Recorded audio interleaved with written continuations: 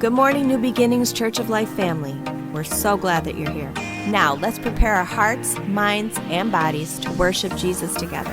Hear the Word of God and continue to give generously with great joy.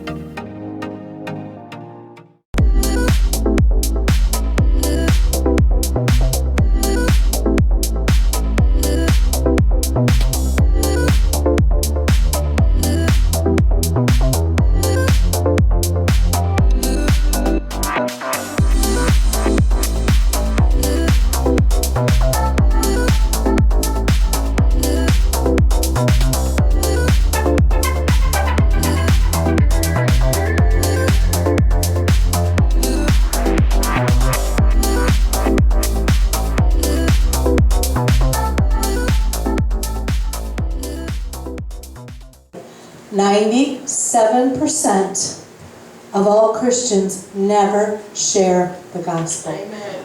Amen. That broke my heart. 97% has not told one person about the Lord in this last year. We should be ashamed of ourselves. Lord, give us opportunity, give us boldness, give us the ability to speak. I'll tell you what, Liz does not fall in that 97%. She's in that 3%. And we can all learn a lot from her. So it's with great joy that we introduce her today and we give her the ability to share. And your money and your seed pouring into her has helped her accomplish this. So you take part in it. You have stored riches up in heaven just even by sending her. So we love you. Amen.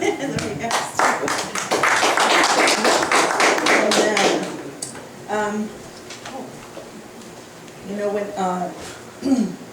in the life of David, it says somewhere in there, I don't know the reference, but that some people complained that the people that went out and fought didn't get all the spoils. The people that stayed back shared in the spoils. And David said, no, that's how God does it. You know, it doesn't matter if you go or you stay. You're helping here, you're helping there. Everyone shares in the spoils. Yes. So I'm thankful for you guys for doing that. Okay, so let's see. My grandson Kaz back there is going to try to help me do this. Before I even start talking about where I've been, what we did, I want to explain what's going on in Kenya governmentally. So we partner with 6 locations in Kenya.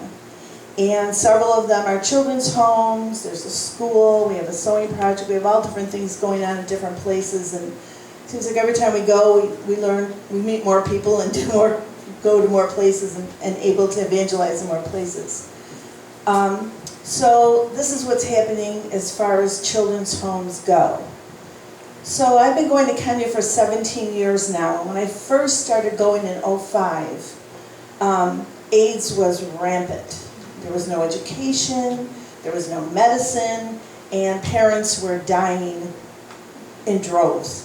And there was millions of kids that were homeless on the street because the extended family just didn't take care of them. They just went to the street.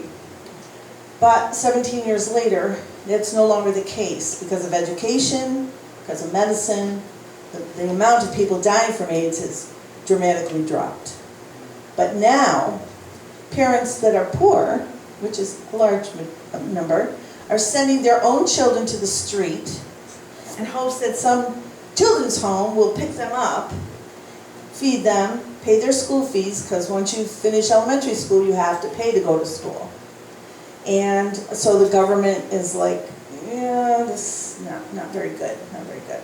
So the new Kenya Children's Act of 2021, the purpose of this new law is to seek greater protection of the individual child and to address challenges they have had in managing children's institutions. One of the challenges this law addresses, which we are experiencing at King's Kids Village right now, and the Ark and every other place that we are at, that some of our kids are adults.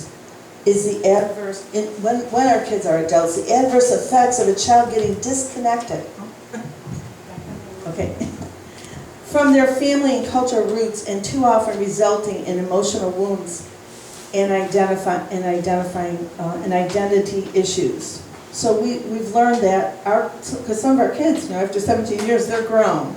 They've become adults, some are married, some have kids, they work, go to school, whatever. But they have no family.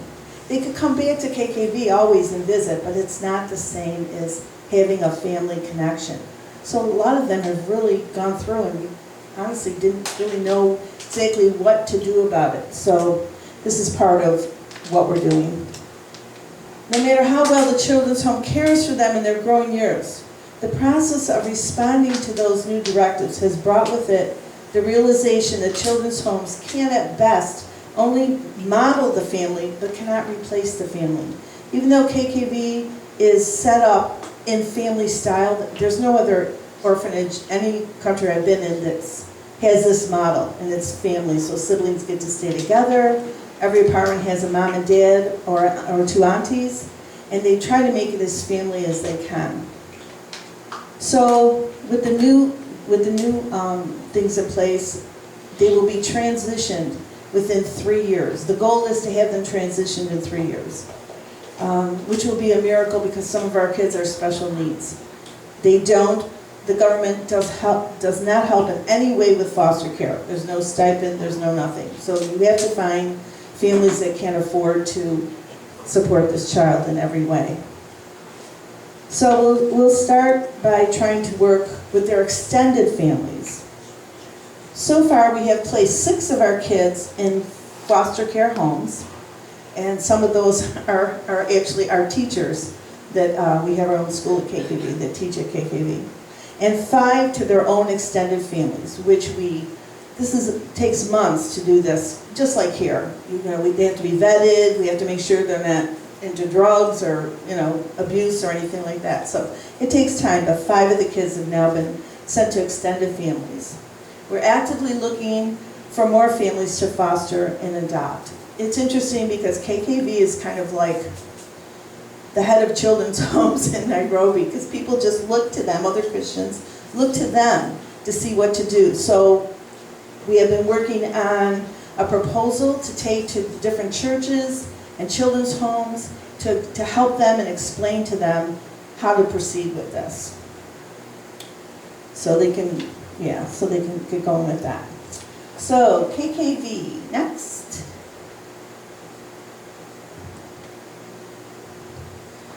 Out of the forgotten come the begotten. And some of these kids, boy, are on fire for the Lord, and it's such a joy to see.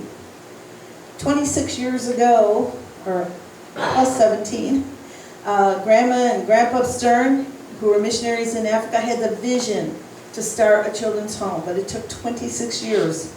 Boy, talk about not yet, to realize that dream. Then when they retired, their son John, his wife Molly, took over as directors. And now, next, Trey and Lydia. Trey is Kenyan. Lydia spent most of her life, grew up in Kenya. And they're the directors now at KKV. And as you can see, they have 5 children so far. They're working really hard, let me tell you, 24/7. And also serve at church. We go to Nairobi Lighthouse, which has 3 services. Trey's on the dance team, and Lydia's in the choir. Yeah, it's very interesting. And they look at it as we serve. Not I have to do this or that. We serve. Next. This is Kamau. Do you guys remember him? Yes. This little, short, chubby kid that came to us in 1st grade. He's now in 8th grade. And yeah, he did like 2 grades the first year he came. He was so thankful to be at school, because we have our own school. So he wanted, I forget what they call them. We call them soccer cleats. They call them something else. But anyways, I got him soccer cleats. Yes. A lot of those kids play barefoot because they just don't have any of the equipment. But yeah, so he was thrilled. Next. So this is toys. So we have, somebody donated a bunch of tires. So we have a field, and we made a soccer field out of it, and we use the tires to outline it and, do the goals and stuff. Well, the kids during the week, we have a lady that comes from another children's home and works with our kids on the weekend, on Saturdays on soccer. But during the week, the little kids love to get the tires and race each other around the compound and think this is the greatest thing since sliced bread. They just love it. Next. On the left are two of our little guys. And I don't know if you can really see very well, but these are two toys they made. They were playing and running around with them and laughing and having the best time. The one on the left is half of a milk jug on a string. The other one is, I'm not even sure what it's supposed to be, but it's a stick with something on the stick and a little cup on the end of that. And they just thought they were having a blast, just running around. So I just had to make them stop and take a picture. Okay, the one on the right are the Joe trees. When my dad passed away, I planted 4 trees. And I actually put some of his ashes under one of them. And that was about 10 years ago. So there's my dad's Joe, my brother Joe, my uncle Joe, and my cousin Joe. So those are the 4 Joe trees. And they're really getting big. Next.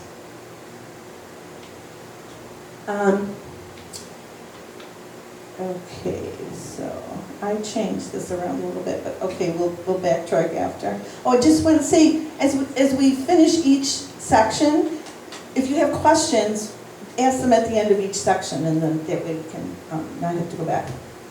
So this is Keisha on the right, and as you can see, her shoes on the left. So they were playing. We have a lady that comes in and does gym with them for part of their schooling, and they were playing basketball, and she was barefoot. I'm like, Keisha, she's one of our special needs kids. She has mild cerebral palsy. One leg is 2 inches shorter than the other. I'm like, honey, go put your shoes on, So she goes and puts those on, and her feet were right out the end, and I'm like, no. She goes, Auntie Grandma, that's my name there, Auntie Grandma. Can you find me some shoes? And I'm like, well, let me see what I can do. So I had brought 6 suitcases of stuff with me this time, and one whole suitcase had sneakers. So I took most of the sneakers for the kids at KKV, but I put some aside to take to Maasai Land, to my kids there. And I tried to find the smallest pair I could find. And I think actually, Vaughn, these were your sarcasm. But they could be either girls or boys, and they fit her perfectly. And they'll be able to put her insert in there. So she was very happy. She's very shy, and she doesn't talk or smile a lot, but she's come a long way. Next.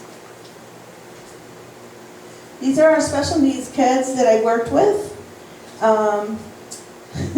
The little boy in the middle, that's Lincoln. Keisha's on the left. Fatuma on the right, the tall girl that's sitting there. She has cerebral palsy. She's been at KKV for about 10 years now. She probably will spend her life there. She came to us. They put her in a hospital when her parents died, and she lived in the hospital for a year. Nobody ever came back to get her. So we ended up with her, and when we got her, she could hardly walk. She didn't talk or anything.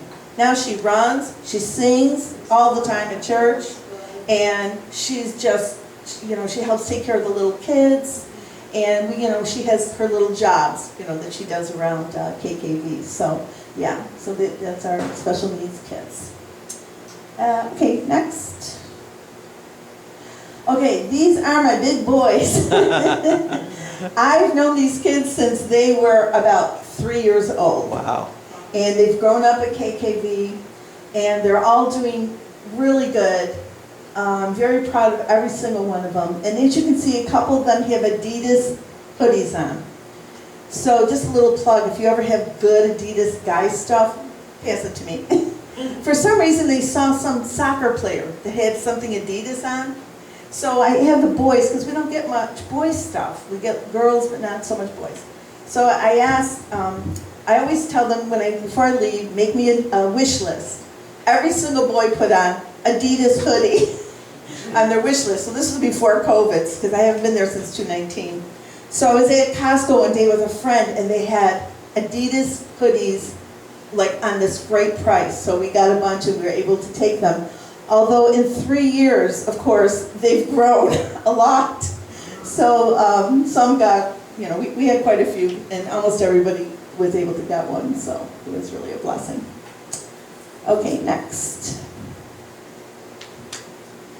We also did for those teens, I did a workshop with them on possibilities, because they're all getting up there in school, and so we want them to know that they have a future. God has a plan for their life. So we did a really neat workshop on possibilities. This is our 20s group from church, and they serve on all different in all different teams at church. So we made dinner for them on a Sunday night and had them over for game night, and it was really a nice night of fellowship. It's Train Lydia's house there. Next. Okay, so we have a shamba. So we always try to get people to be more self-sufficient. The shamba is a farm. And on the very left, that's our compost pile. And in the middle, and on the very right, you can see part of the farm. We grow, you can see the shorter tree on the right, that's the Lena trees. So when my mom passed, I planted 4 fruit trees. 3 made it, and those are the Lena trees. But we grow vegetables, we have banana trees, we have fruits, we have mangoes.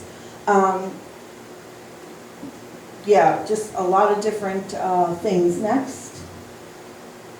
Okay, so that is sukuma. Sukuma and ugali. Ugali is made from corn, is a staple in all of Africa. I mean, people eat this like every single day. So sukuma, though, it takes like a year to grow. It's very slow growing, but we found this new kind that grows quickly, and so we were able to, it has like several growing seasons a year, so, because we're feeding 50 kids plus workers and teachers and everything else. So we've now switched to that. And we do farming God's way. We do not use fertilizers. Like I said, we use compost. Okay, next. Those are our free-range chickens, which supply the eggs for all the kids. They just are everywhere. We have about 40. Next.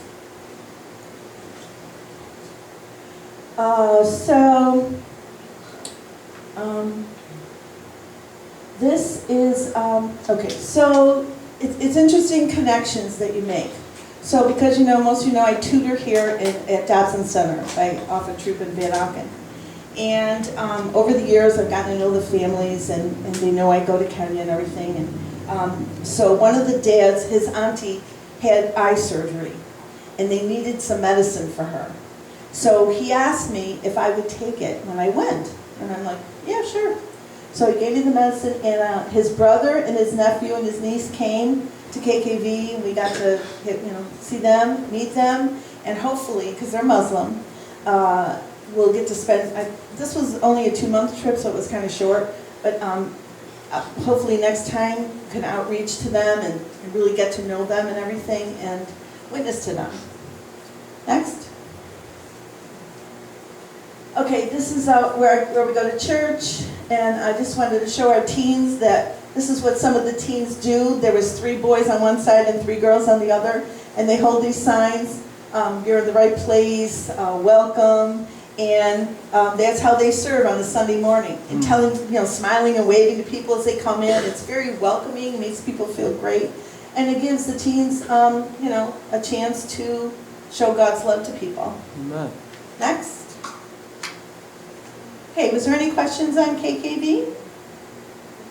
Comments, questions? Okay, this is the next place. Oh, yeah, sorry. I just wanted to clarify, I don't know if everybody caught it, but Liz and I have been talking for a while. No longer can we just have orphanages in Africa. Right. They're looking for foster families. So a child who goes into KKV or any of the other places that we talk about, the government's going to give them a 3-year limit. We can take care of you for 3 years, but you've got to find a place to live. You've got to find a home. So we really need to be praying for foster families, adoptive families over in Africa, here in the States, whatever. These kids need homes. So we really need to be praying about that, So the government gives KKB money? Wait, No. yeah. So the government gives you no money, they just tell you what to do. Oh, Like you want to okay. build a school, we build a school in Masai land. They told us how we have to build a school, but didn't give us any money to build a school. Right. Janet? Will Kings Kids Village still be able to impart to these children? And Yes. be able to their foster families? Yes. Are they gonna do schooling? I mean, So we still have our own school, we'll still continue with that. It'll be a rescue, a foster care and rescue center. Their goal is 3 years. Whether that's gonna happen in 3, I mean, it's not easy. It's hard. I mean, that's what we're gonna be doing, because that's what they want us to do. But whether we're not gonna say after 3 years, the 6-year-old has to, we're never gonna ever do that. But I mean, we will work on trying to find them forever homes. But yeah, and then we will absolutely follow up and keep in touch with whoever is the adoption family. And we're hoping it's going to be mostly Christians. That's why we're going to the churches to try to find people. what about support for those families that take on kids? Is there gonna be any kind of financial support for them? We're still working on that, trying to figure that out. I mean, right now we are helping them, but there's only 5. It's 5 families, so. And even that can become manipulative, right?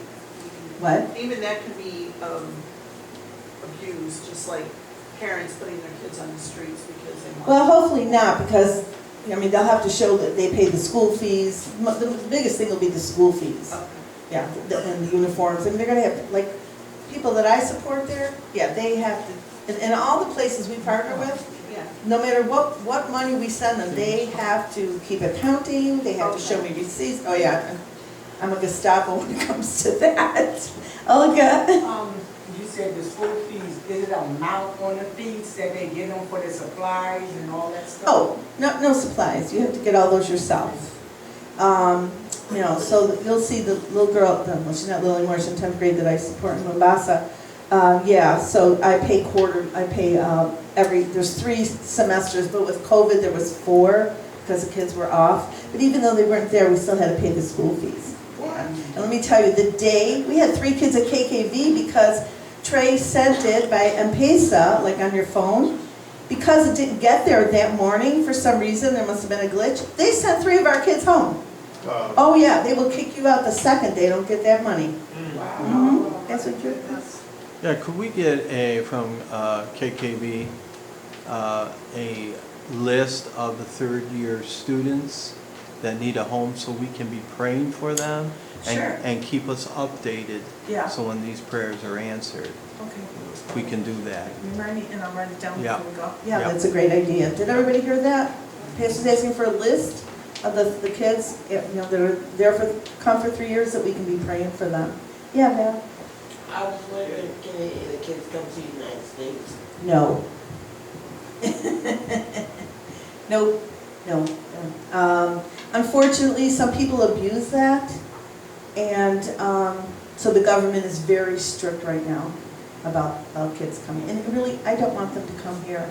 Their culture's there, they can get a decent education, and you have to pay for it, but they can get a decent, and we want them to become, like we have kids now, for instance, Davis, who's an adult now, he went into some kind of computer thing, and one of our teens wants to do that. So Davis comes back and is mentoring him.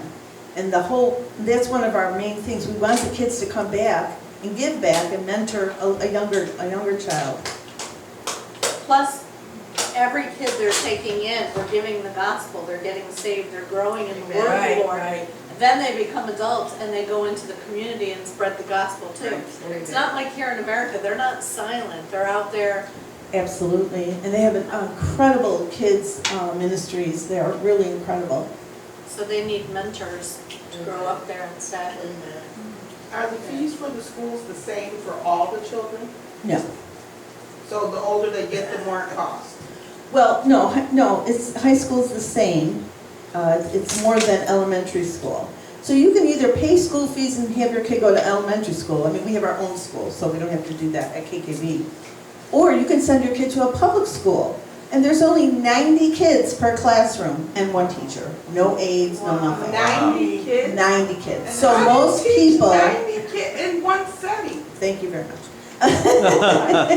I've been to those schools. It's it's like a zoo. I mean, it's just really almost a place just your kid to hang out for the day. Because, the teacher can't even care if you're learning or not because you've got 90 students. So you get it or you don't get it, she can't even stop to. Where do they house how do they, are they in a field? See where we are right now? building? Yeah.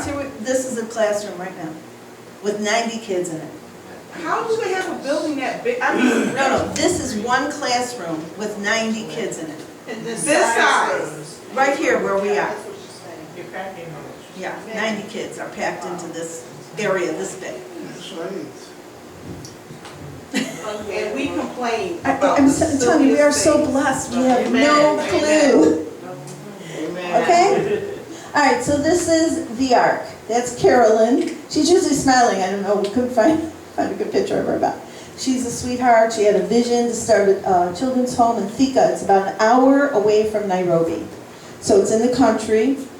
Go ahead, honey. Next.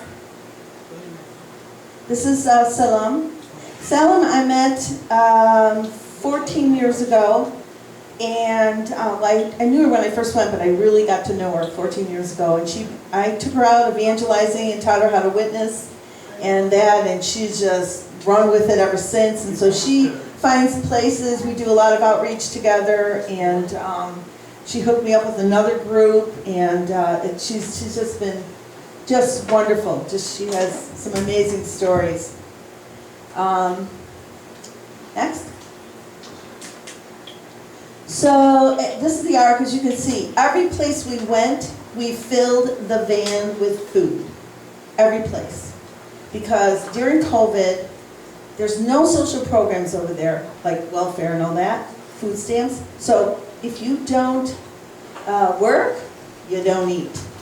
And some of these kids, they don't eat for days on end.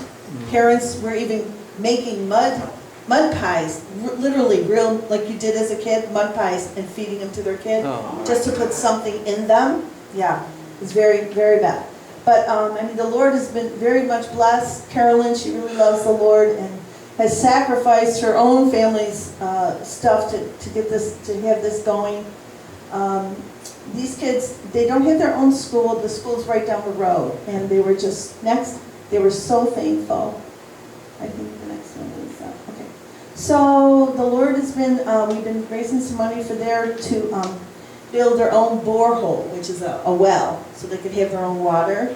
So the very left picture, see all those jugs? Those kids, all of them, little and big, take a jug, go down to the river, fill the jug with water, and bring it back. That's how they've been getting their water. And as you can see, there's a lot of laundry to be done. The one on the right is where we're building the borehole. And there's a farmer that his field is next door, and he ran a line so we can have water for like washing and stuff, which was very nice of him. Yeah, it was very, very nice of him. Let's see. Okay, next. That's a typical kitchen in the country. They usually, it's kind of actually big because it's a school, but a lot of times it's just a hut because it's hot and you don't want to be cooking in the same place where you're living because it would just be way too hot and smoky and that. So that is how they cook for all the kids there. So you can see they have a little like propane bottle, and there's a little gas stove there on the left. The other one, this one here, that's a wood stove. So they'll do big things at Lugali and that. And this is a gas one, which they try not to use unless they absolutely have to. Yeah, okay. So we're never complaining about our kitchens again. Any questions about this one? Janet? No, I don't. I was hot during worship and I was like, are the air conditioners not on? And I feel terrible. Like, Sometimes I ask Well, I love the same thing, so don't worry. I ask the Lord sometimes, how did I get so blessed to be born here? Really, how? But you know what, if you don't know what it's like, yeah, you don't know what you're any missing. difference. You don't know what you're missing, absolutely. We're giving you the Africa experience. Okay, the next is, that was, we also brought them fresh fruit, which they were really thankful for. Okay, honey. So I did a class. Every place I go, I always do a class, and I did one called Choosing Your Chains this time. It's about how our choices become habits and where we go with that.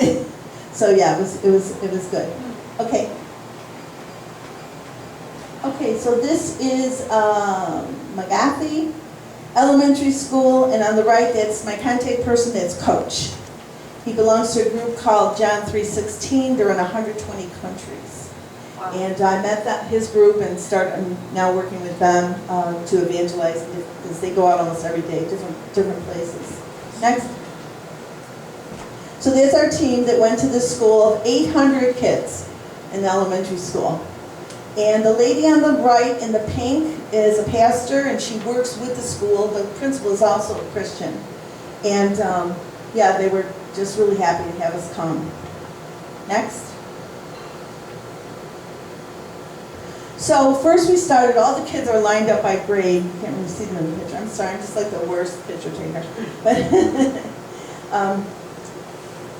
that brother told the kids a salvation parable story about salvation when the whole group was together.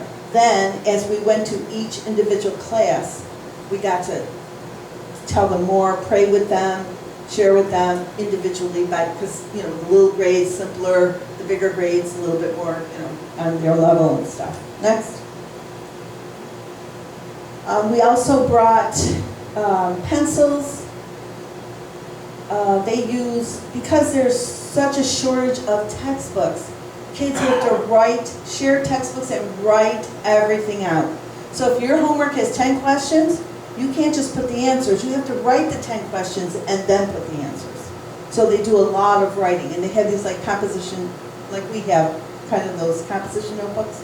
So we brought them those, a pencil, a rubber, which is an eraser, and a sharpener.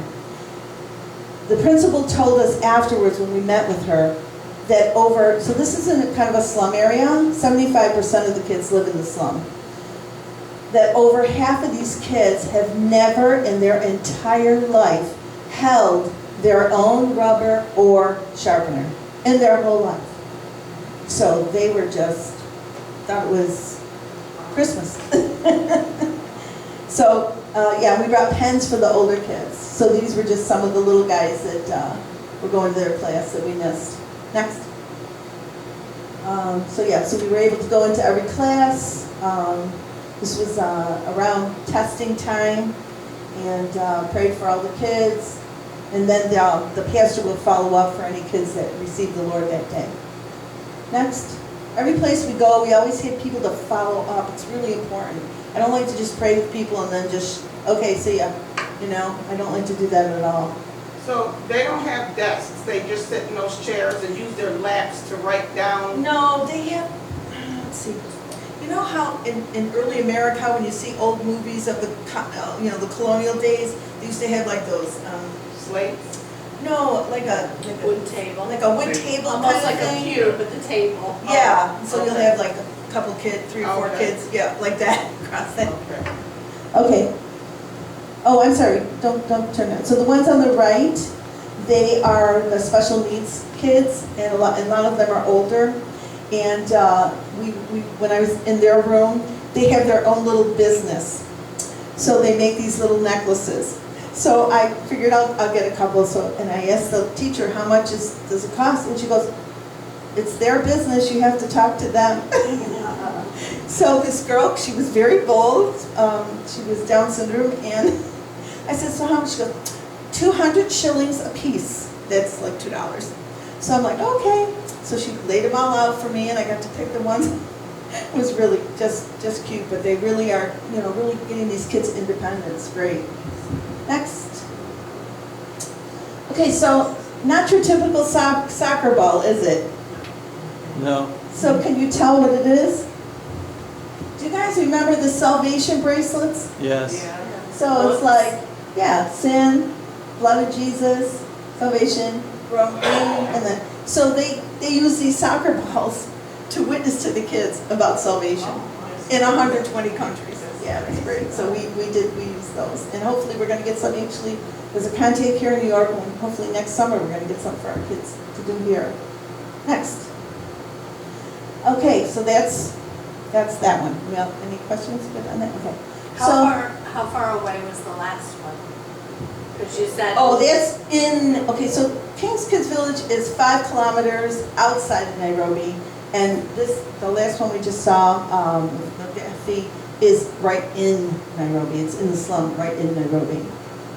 Okay, so this is Maasai tribal land. It's Ann Turta, a very long time friend, who had the vision to start some schools in the tribal lands because people didn't really go to school.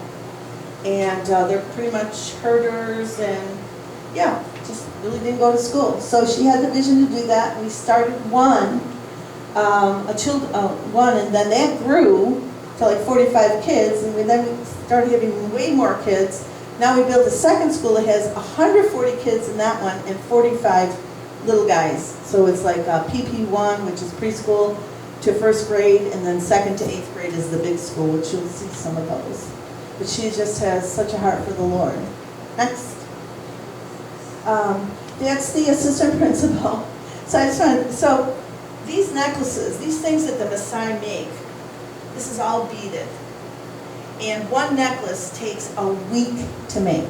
A week. They work on this for a whole week. It's so intricately beaded, it's amazing, and I have a few of them.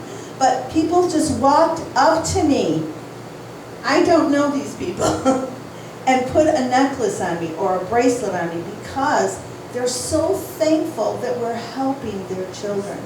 So thankful. And these are Christian schools too, so the kids are getting the word also. Okay. Oh, I do want to say one thing about the other school that I missed. The principal told us that, so she has some kids that finished elementary school and they're A students, worked really hard, and sit outside her office every day crying because they can't go to high school. Because parents have no money. They're poor. Please find us sponsors because we want to go, they want to go. Yeah. And kids here can just go, whether they do anything or not. What is the cost? I'm sorry. That question kind of like. No, go ahead. What does it cost to sponsor a child to go to? Well, KKV, we send 70 a month. We used to send 50, but everything is, just like here, is getting super expensive. So we send 70. It just depends. The one girl I sponsor for school, I pay the school fees. So that's cost me about $500 a year for the whole year. And that doesn't include anything. So, I mean, they give them breakfast and supper, but yeah, it doesn't include uniform, doesn't include school supplies, doesn't include any of that. As a matter of fact, we're collecting, if anybody has a kid that's been through school and is not using their scientific calculator, we are collecting them because they need them badly over there and they're very expensive. So we're going to have a couple already. That's good. Okay. So yeah, this is I did one for the younger kids. You'll see their picture, and then this is the older kids class. I did the same Bible study in. Okay. This is the little kids, and I was actually sitting in the office waiting. We were waiting. They were having their lunch, and they kept peeking in, and stuff. Because some remembered me, and some were too little. Last time I was there, but I brought a watermelon, and I took part of it and gave it to Ann's mom, and then 3/4 of it we cut into 65 pieces. 65 pieces. So everybody got like a little triangle, but they just thought, this is so great. The kids were just so excited. Okay, kids. So Dominic's work, our Dominic here, a couple years ago, donated a case of individual kids' microscopes. So I've been taking like 6 of them at a time, and I took some to tutoring, and so my friend Nina bought me a box of slides. So the kids, and this is the day we just brought them. They're all like, okay, we're using these right now. And they were so excited to be able to do these microscopes. Okay, so that's Maasai land. Anything else on that one? Just let you know, there's no electricity and no running water. So it's squatty potty, bucket bath. Okay, Kesey. This is Pastor Eric. His wife is Eunice.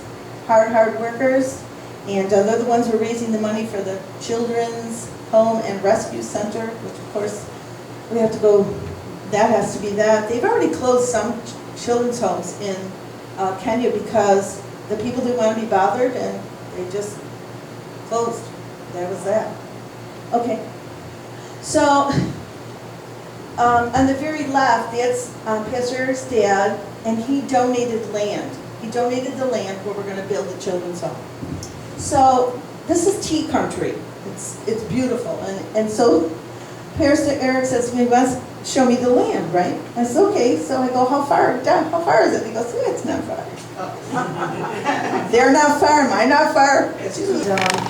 One other thing I want to say is, Pastor Ham's vision for Caleb Ministries is people coming together from different churches to work together and help each other. So I led a couple people to the Lord in Kesey, at a couple of different places. And so I introduced Lucy's cousin, who's a pastor, to Pastor Eric, so they could get together and do follow-up. And, I'm like, just keep it. Jesus died, rose, salvation, Holy Spirit, just, don't get into big doctrinal things. Just come together and fellowship. Have your churches come together and fellowship and start there. I said, because times are getting hard and we need to start working together. So that was something I'm trying to do more and more in Kenya. Amen. So, ta-da, the end. So how much do the uniforms cost?